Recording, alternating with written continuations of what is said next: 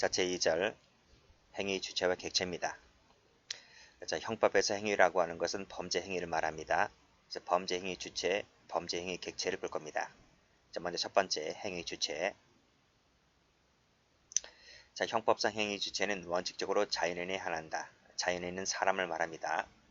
자연인이라면 연령, 책임 능력을 묻지 않죠. 따라서 형사, 미성년자, 정신병자 모두 행위 주체가 될 수 있는 겁니다. 자, 문제는 이 법인도 과연 범죄 행위 주체가 될 수 있을까? 다시 말해서 법인은 범죄를 저지를 수 있는 능력, 즉 범죄 능력을 인정할 수 있을까가 문제됩니다. 자, 범죄 능력을 인정한다면 당연히 형벌 능력도 있다 해야 되겠죠. 자, 근데 문제는 범죄 능력을 부정하는데 형벌 능력을 인정할 수 있을까? 관련해서 이 형벌 능력을 또 검토를 해볼 겁니다. 자, 형벌 능력이 있다면 과연 그 처벌하는 근거는 뭘까? 이 모든 것을 각각 볼 거고요. 여기서 각주를 갑니다. 각주. 자, 각주를 가보면 자, 형법과는 달리 그런 말 나와 있죠. 형법에는요. 법인에 관련된 범죄 능력, 형벌 능력 관련된 일체의 말이 없어요. 근데 이 형사특별법, 특히 이 행정형법에 가보면 이 법인을 처벌하는 양벌 조항을 두고 있다는 거예요. 이 처벌이 바로 뭡니까? 처벌이 형벌 능력이잖아. 그렇죠? 그래서 법인을 처벌하는 특히 형벌 능력을 인정하는 이 양벌 조항을 두고 있기 때문에 특히 이 형벌 능력 관련해서 문제가 된다라고 볼 수가 있겠죠. 자, 이 부분은 잠시 뒤에서 검토를 해보고 자, 올라가서 범죄 능력부터 보도록 합니다. 자, 비교법적 고차. 자, 가로 2번을 보면 여기 법인의 본질 나와 있죠. 본질. 이 본질 관련해서 실제설이 있고 의제설이 있고 합니다. 자, 실제설이 뭐고 의제설이 뭐고 라고 하는 것은 경찰학 개론 시간에 배웠기 때문에 굳이 형법에서 말하지 않을 거예요. 자, 대립법계는 법인 실제설이 지배하고 있는데 이 실제설이 지배하는 대립법계에는 법인의 범죄 능력을 긍정하는 것이 맞는데 오히려 부정하고 있다는 거예요. 반대로 의제설이 지배하는 영미법계는 법인의 범죄 능력을 부정하는 게 맞는데 오히려 여기서는 긍정하고 있다는 겁니다. 정반대죠.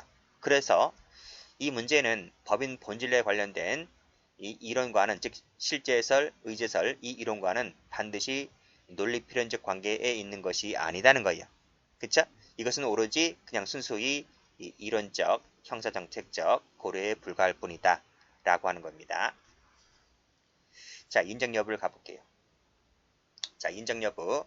우리 통설과 판례는 범죄 능력을 부정하고 있다는 것만 알고 계시면 돼요.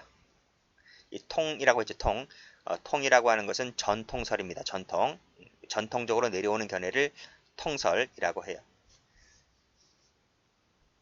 다수설이 있어요. 다수설은 과반수가 넘기면 쪽수가 과반수가 넘으면 다수설이고 전통설은 거의 다수설과 거의 일치하지만 전통적으로 내려오는 견해를 통설 이렇게 말합니다. 학자들하고 실무가들인 대법원 판례는 범죄 능력을 부정하고 있다 이렇게 보시면 돼요. 자, 그 다음 페이지 가보면 여기 긍정설도 있고 절충설에 해당되는 부분적 긍정설 있는데 거의 무시해도 됩니다. 통설과 판례 입장으로만 정리해도 괜찮아요. 그 논거 좀 읽어볼게요. 자, 법인은 자연인과 같이 의사와 육체가 없기 때문에 의사능력, 행위능력이 없다.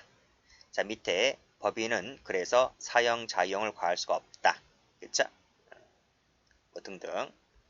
자연인만 처벌하면 되는 것이지 굳이 법인까지 처벌할 필요가 있느냐. 법인을 처벌하게 되면 개인 책임, 자기 책임 원칙에 반한다. 그리고 윤리적, 사회적 책임 변환을 할 수가 없고 과태료 등을 때리면 되는 거지 굳이 형법까지 나설 필요가 있느냐.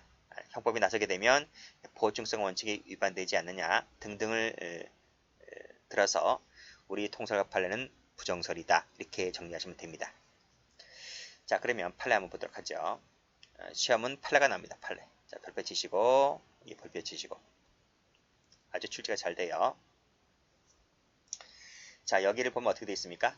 여기 보시면 두 번째 줄에 법인은 범죄 능력이 없다. 그랬죠? 범죄 능력이 없다고 보고 있어요. 부정설이죠. 여기도 보시면 법인은 배임지 주체가 될 수가 없다. 그렇죠? 왜? 범죄를 저지를 수 있는 능력이 없기 때문에 배임죄의 주체는 되지 못하고 배임죄의 주체가 되는 것은 자연인 뿐이다 라는 겁니다. 됐어요? 됐어요. 자, 요 판결 논지가 제일 잘 나와요. 자, 그러면 참고로 사실관계 좀 보도록 할게요. 자, A 회사죠. 그리고 대표이사 자연인 갑이 있습니다. 전 대표이사 을이 있는데요. 전 대표이사 을이 상가를 병에게 분양한 후 대금 전액을 완납받은 사실을 알면서, 그쵸? 이건 전 대표이사가 해놓은 일입니다. 근데 대표이사가 퇴임했단 말이에요. 그래서 새로운 대표이사 갑이 선출된 겁니다. 그래서 새로운 대표이사 갑이 이 사실을 잘 알면서도 아직 등기가 되어 있지 않음을 이용해서 이 상가를 정에게 이중분양하고 그 사람에게 등기를 격려해 준 거예요. 그래서 이 손해 누가 봤습니까? 이 병이란 사람이 손해 봤잖아요. 병이란 사람이 이 배임죄를 고소했던 사건이에요. 그렇죠? 회사하고 대표이사를 상대로 고소했던 사건인데 여기서 이 회사인 A, 대표이사인 갑, 이 회사와 대표이사 각각은 과연 배임죄 지책을 질까라는 겁니다. 판례가 뭐라 그랬어요? 판례가 법인은 범죄 능력이 없기 때문에 배임죄를 저지를 수 있는 능력은 없고 결국 그래서 무죄고 자연인만이 배임죄가 된다. 이런 얘기입니다. 잘 기억을 해두시고요. 자, 밑에 또 하나의 판례가 있죠. 법인격 없는 사단이 있습니다. 밑줄 그시고 법인과 똑같다는 거예요. 법인과 똑같이 범죄 능력이 없다는 겁니다. 그래서 X 할게요. X. 누구만 주체다? 그렇지. 자연인 동그라. 자연인만이 범죄 능력이 있다는 취지입니다. 이 판례도 출제가 잘 돼요. 됐고. 자, 뭐 긍정설에 놓은 거는 뭐 참고적으로 읽어보시면 되겠습니다. 됐죠? 자, 여기서 이제 노트 한번 가볼게요. 자, 노트를 가보시면 노트에 자, 범죄 능력 관련해서 부정설이 있고 긍정설이 있었는데 우리 통설과 판례는 부정설이다 하는 겁니다. 부정설. 됐어요?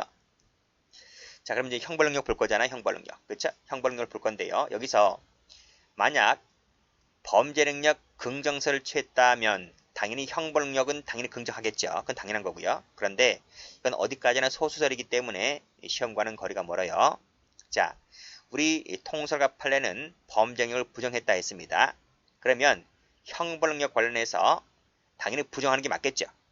맞는 것 같은데 여기서 우리 이 학자들의 대부분이 긍정설로 옵니다.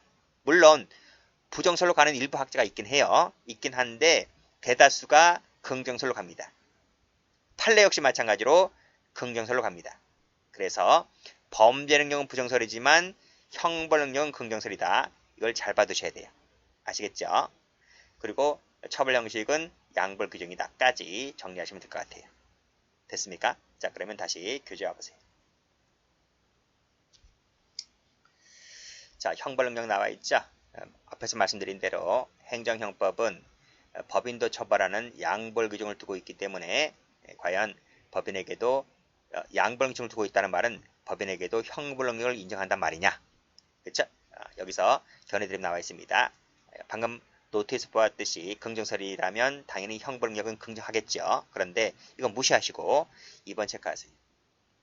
이게 다설이니까.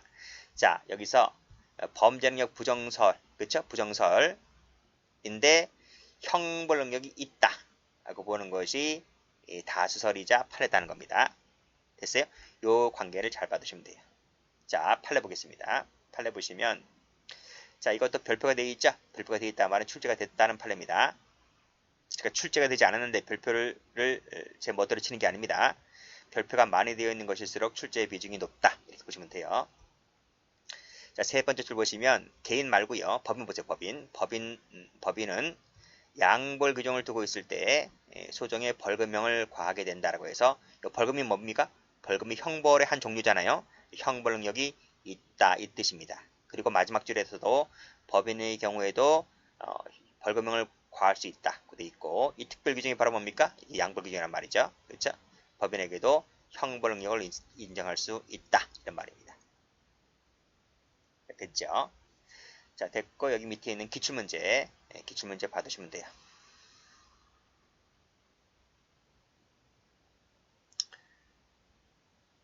자, 처벌 형식 보시면 전과 규정 볼 필요 없습니다. 양벌 규정, 양벌 동그라미 치시고 이 두 량자입니다. 둘 다 처벌한다 그 뜻이란 말이죠. 그렇죠? 우리의 주된 입법이다 이렇게 돼 있어요.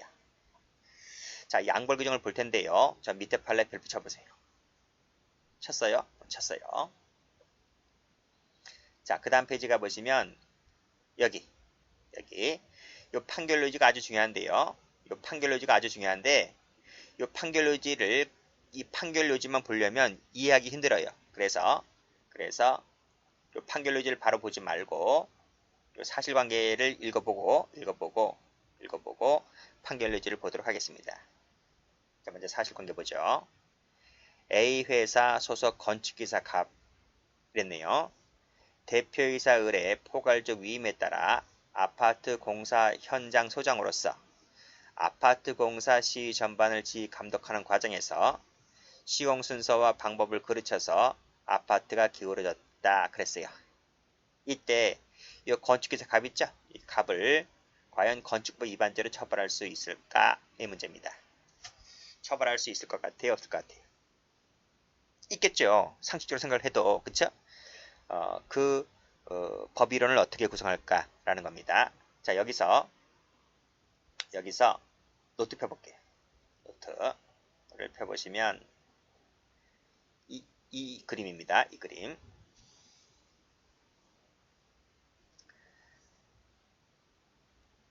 자, 여기 보면요. 자, 건축법 조항입니다. 건축법 벌칙 조항 54조에서부터 56조까지 규정된 이 벌칙 규정을 보게 되면요. 이 벌칙 규정이 수범자로서 이 법 규정을 적용받는 사람을 말합니다. 이 수범자로서 업무주, 그 다음 건축주, 감리자, 시공자 등으로 한정해 놓고 있어요. 벌칙 조항을 적용받는 사람은 업무주, 건축주, 감리자, 시공장으로 한정하고 있다고요. 그 외에는 여기에 있는 열거되어 있는 사람, 여기에 열거되어 있는 사람만 벌칙 조항에 적용을 받는 것이지 여기에 열거되어 있지 않은 자는 벌칙 조항에 적용을 받지 않아요. 이것을 뭐라 하냐면 이것을 진정신분범적 성격을 띠고 있다 이렇게 말합니다. 그리고 이 벌칙 조항의 경우에는 양벌 조항을 두고 있다라고 말씀드렸어요. 그쵸? 근데 봐보세요. 지금 진정신분범적 성격을 띠고 있다고 했잖아요. 그쵸? 그러면 업무주, 건축주, 감리자, 시공자만 처벌되고 그 외의 자는 처벌되지 않는다 하면 이 양벌 규정의 실효성이 있을 것 같아요? 그럼 실효성이 없죠. 이게 실효성이 떨어진단 말이에요. 그쵸? 이 사람만 처벌받고 그 외의 자는 처벌받지 않는다 그러면 이 법 규정의 의미가 없지. 왜 그래요? 이 사람들이 노동을 하지 않잖아요. 이 사람들이 아파트를 지어요. 이 사람들이 왜 아파트를 지어요? 그쵸? 아파트는 이 사람들이 짓는 게 아니잖아요. 실질적으로는 아파트를 누가 지어요? 이 사람들이 고용한 이 갑 등 노동자들이 있을 거 아니에요. 노동자들. 그 노동자들의 대장이 이 현장 소장이잖아요. 현장 소장. 그쵸? 자, 이 건축주가 이 사람들을 고용을 하잖아요. 고용을 해서 이 노동자들이 아파트를 짓잖아요. 그쵸? 실질적으로 일은 이 사람들이 한단 말이에요. 그러면 이 사람들이 아파트를 잘못 지었단 말이죠. 근데 벌칙정을 가보면 이 진정신분을 띠고 있는 업무주들만 처벌하고 이 사람은 처벌하지 않는다 그러면 이 벌칙정의 실효성이 있냐고요? 없지. 그쵸? 따라서 이 아파트를 잘못 지은 이 사람들을 처벌해야지 실효성이 있는 것이지. 그쵸? 그렇기 때문에 양벌조항을 두고 있다는 말이에요. 그래서 이 양벌조항의 성격이라고 하는 것은 원래 벌칙조항의 적용을 받는 것은 이 업무주로 한정되어 있지만 이 벌칙조항의 실효성을 확보하기 위해서는 실질적으로 이 아파트를 짓는 이 사람들까지 처벌해야지만 이 양벌규정의 실효성이 있다는 거지.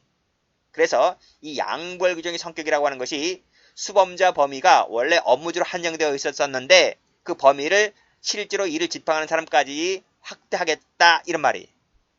그게 바로 양벌규정의 실효성 유지 때문에 수범자 범위 영역을 확대하고 있다. 이게 그 기능입니다. 기능. 이 양벌규정의 기능.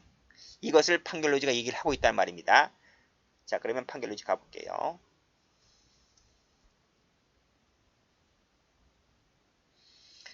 자, 판결로지 보세요.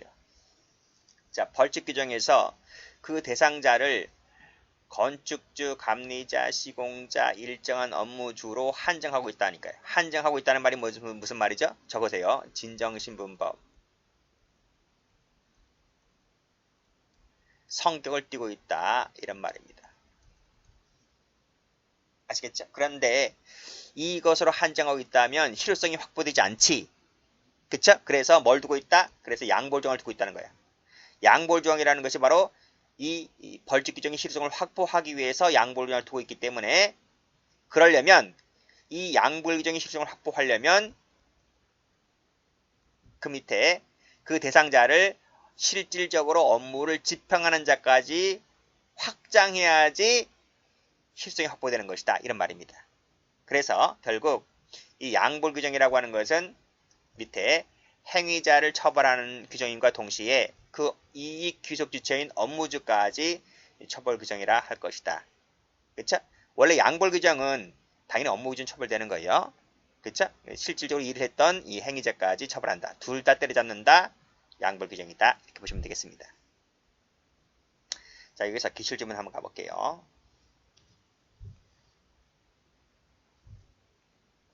자, 이건 검찰직에 나온 기출질문인데 볼게요. 양벌 규정을 근거로 신분범, 그쵸? 신분 제기 말씀드렸죠? 신분범에 있어서 신분 없는 행위자를 정범으로 처벌하는 것이 가능합니까? 하잖아요. 그쵸? 실효성 확보 때문에 양벌 규정을 근거로 해서 비신분자인 행위자까지 정범 처벌하는 것이 가능하다는 이 지문은 맞고요. 또 신분자만 처벌하고 있다면 양벌 규정의 근거에서 비신분자 처벌할 수 있습니까? 처벌할 수 있는 것이죠. 없다 했으니까 틀렸단 말입니다. 그래서 이 두 가지 지문, 기출지문이 출제가 된 적이 있어요.